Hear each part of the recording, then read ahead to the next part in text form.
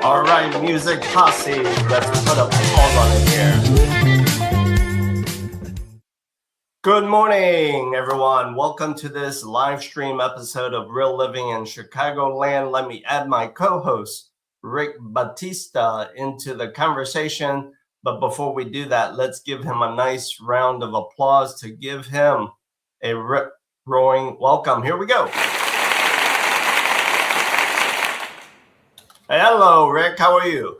Good, Bill. How are you this summery day? I know. Summer has hit for us. And of course, last week we had the short week and then boom, right into the start of summer. So talk to me about how has the start of summer changed, affected what's happening with real estate here in Greater Chicagoland?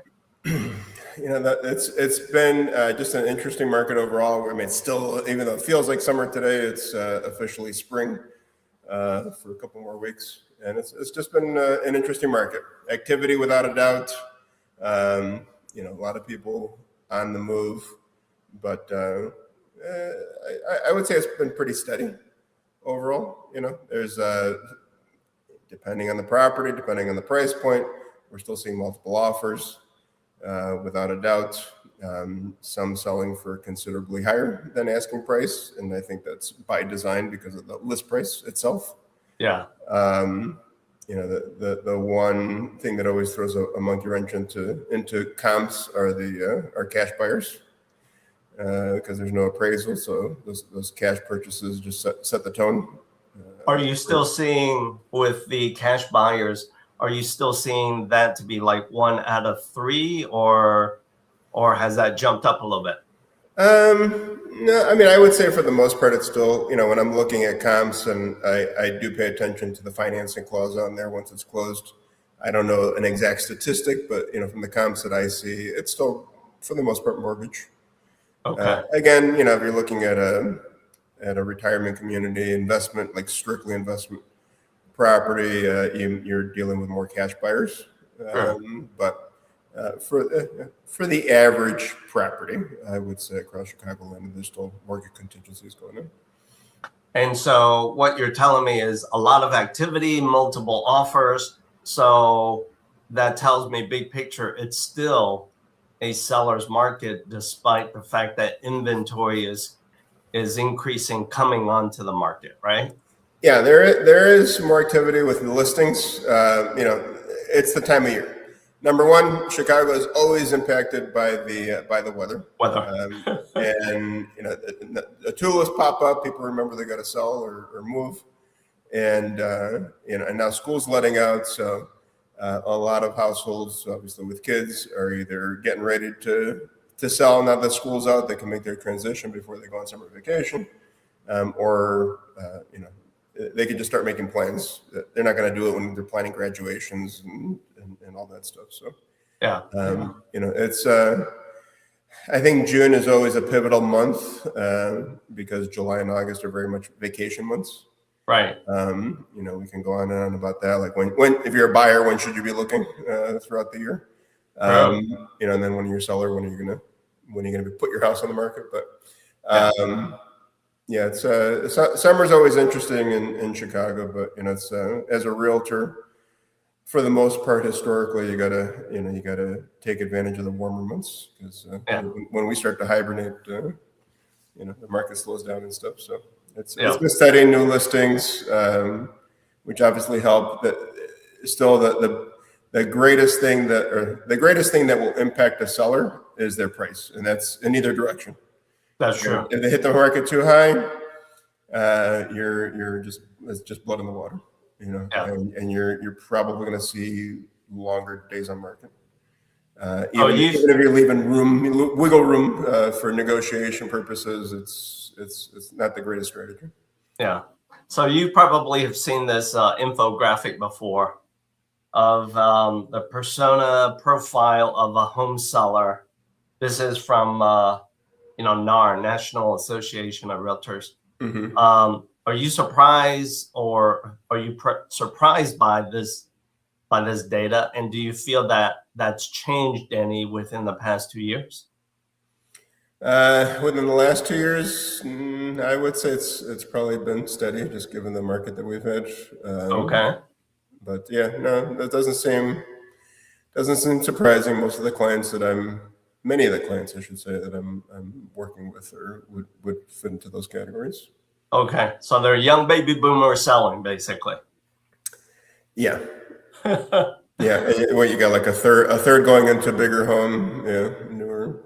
Yeah, I would say it's pretty much in line with most of the experience, a lot of experiences that I've had. Okay, all right. Now, I thought I also shared this infographic with you. I don't know if you might be surprised by this data. Let's take a look at this together. Okay. According to this infographic, over the recent, let's say, 45 years, the typical households have changed. So let's pick on the one that has changed in terms of reduction. Married parents, 45 years ago, they made up 44, close to half of the formation of households. Fast forward to now, it's dropped almost down to less than 20%. Does that surprise you? When I look at the bigger picture, unfortunately, it doesn't. It's shocking, without a doubt. Yeah. But that, I think that is as George Carlin said, they call it the American dream because you got to be asleep to believe it. Yeah, true. And that data shares it right there. It's very unfortunate that I'm not saying that, I'm not shaming anybody who's in the other categories, but it's very unfortunate with, the benefits that households with, married parents and kids, it does help build a great sense of community, especially for those family-friendly neighborhoods and stuff like that. I mean, we all make up communities, no matter if you're married or not, have kids or not. But yeah, there's a lot of layers to that onion there. Yeah. Let's talk about the younger generation of buyers. Rick, in your opinion, does this next thing surprise you? Let me bring it up. What I call the big obstacle, the big handcuffs of student loans. My opinion is student loan debt is one of the biggest things that's holding the younger generation from being either the first-time buyer or being able to buy again. What's your opinion to that? Since we do sales and rentals, I see it across all fronts. Do you? I think it's just such a big mental strain. Yeah. Where I almost equate it to people who are in less fortunate economic positions in life. Whereas, like, if I go and get a higher paying job, then I lose my benefits, right? Yeah.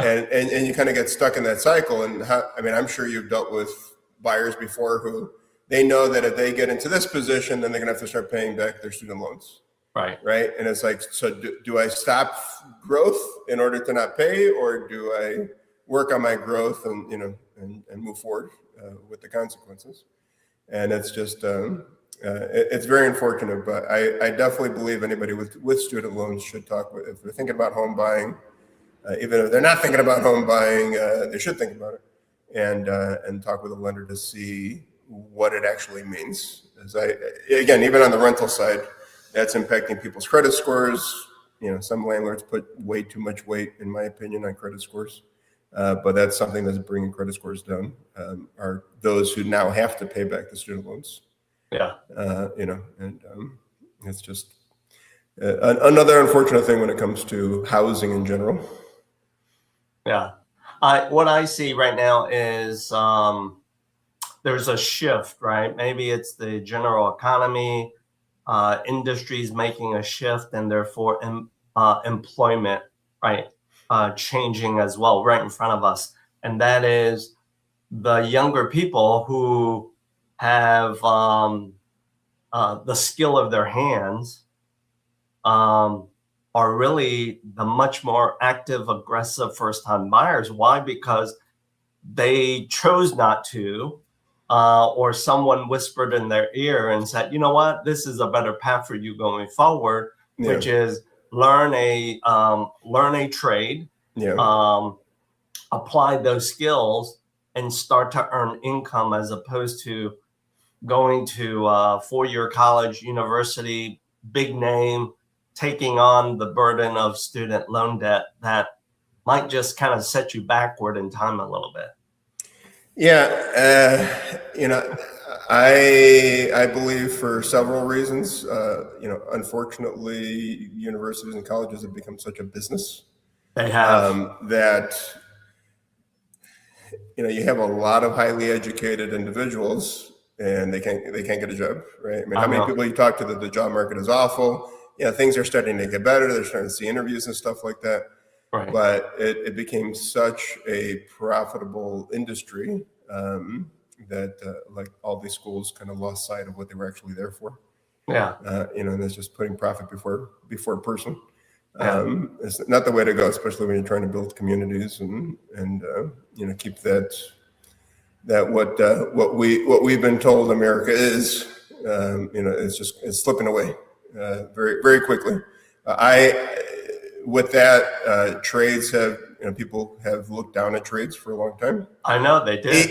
Even though, if you want, you can change your own tires and your own brakes and fix your own HVAC and all that stuff. But, I think the blue collar worker, it's fascinating that blue collar workers are not paid enough because they don't have enough skills, enough education to be paid enough. Yet this economy comes to a grinding halt when you don't have the shipyard workers. If you have folks on the train lines and stuff striking and all that stuff, it's like we come to a halt. So they are truly essential to our economy. And I was a kid growing up in the 80s. I was born in 75. And that's a time where we were middle class. My dad had a white collar job working for the city of Chicago. But at that time, I knew plenty of people that they were blue collar workers and they could afford to buy a house. Yeah. They worked in retail, they can afford to buy a house. I could. You can go on that one nice vacation a year, and that's just not the case anymore unless you're in a much higher income bracket. Yeah. Well, I look at it this way. As one of my plumber friends and clients shared with me, well, Bill, unlike some of my brothers and sisters that have that nice 4-year degree or more, 6-year degree, 8-year degree, right? You know what I'm talking about. Well, the one thing I might not have to fear as much right now is this whole technology bubble of AI getting rid of me, because I'm the only one that knows how to deal with toilets and when water is not flowing correctly. Can you imagine those little delivery bots trying to change out a toilet? They're crashing into bus depots. Change a toilet. Yeah. So hey, let's talk about the sellers, right? The sellers who are selling, the young baby boomers who are making their move through their journey to their next chapter. Mm-hmm. And yes, the seniors, the young baby boomers, that's all of you walking away with some nice proceeds and profit. Where are they going, Rick? In your opinion, working with enough sellers, what is their next chapter? Are they downsizing, really downsizing, or they're just right sizing? Are they moving from the city to the suburbs of Chicagoland, or last, are they leaving the land of Lincoln? It really is a mixed bag. And I'd have to, look up actual stats to give you official numbers. But in my experience, with the older clients or more mature clients, that I have, there's folks who are going into retirement communities. Yeah. And that could be an entire neighborhood. It could be in the city or a local suburb, something that fits their needs, somewhere where they can age in place. Right. As they need more assistance on a daily basis. People are, especially if they are more active and healthier, they're moving away and enjoying some of the sunshine states, Arizona, Florida. They might be going to live overseas. And some of those folks might be moving closer to family. That's, the kids that they grew up here, but now they're living somewhere else because they relocated for work, and now they're going to go live with them. I had a client that moved to Colorado, and her son was over there, and she wanted to be close to her granddaughter. Right. Yeah. So, and then some folks, they need to buy a bigger house or a smaller house, depending on whether the kids are leaving or coming back. So it's definitely a mixed bag, but hopefully the people that are in those positions are making a better move, no matter where they're going. Yep, right. I'm right there with you. So as we wrap up today's live stream, hey, I want to ask you this question: what's your opinion? What's your experience when those young baby boomers who are selling, and that obviously is the persona of a seller through that infographic that we saw? What's your opinion? What's your experience when that segment of sellers want to buy before selling? They want to buy their next home before selling. What's your experience with what is called bridge financing? Talk to me about that. Well, I think it definitely depends on their own financial situation. True. How much cash do they have? How much of the assets do they have? And how much equity they have? Chances are they already own a home. So what kind of equity do they have in their home? What plans do they have for the future? I've come across some younger buyers who are looking for homes, and their financial advisors are like talking to the whole family, and they're pretty much setting up a not necessarily multi-generational living in one time period, but thinking ahead of the future of keeping that property in the family. Where, hey, we're going to live here now. This is our starter home. When our parents are ready to downsize, they're going to move in, and we'll be going to our bigger home. So it's you can definitely get creative. It's kind of like the game of swapping houses, right? Yeah, exactly. But please tell me more about the bridge financing. Oh, well, sure. So bridge financing tends to apply to a lot of the sellers of today, where maybe a lot of their money is tied up in the home, otherwise known as house rich, maybe cash light. Yeah. So what bridge financing does is it allows that potential seller, to carve out just enough of the equity in the property and turn that into cash dollars so that they could buy with you, Rick, and your team before you having to sell their current primary home. So that's what that is all about. Okay. Yeah. That's nice. And do they then have for those situations where they're not going to be able to afford both places? I mean, do you see it where they're renting out their current home, or they have a certain amount of time before they have to sell it? Or they have up to bridge financing is nothing more than what we call short-term financing, right? Okay. So they have 6 months, 9 months to tap into that fraction of equity, turn it into cash dollars. And during that time frame, then they're preparing themselves, working with you to sell the current primary home. So that's big picture. That's a whole notion of, why bridge financing can be important to the households, the young baby boomers who are house rich, cash light. Yeah. Yeah. So if somebody's thinking of that, they should probably have simultaneous conversations so everybody can be on the same page. And even though we're not jumping into action, at least we know what's going on, so we can plan and prepare. That's correct. It's all about knowing. It's all about knowing which levers in the big picture plan that you might need to flip the switch on, tug and pull to accomplish, the bigger goal. Okay. That's awesome.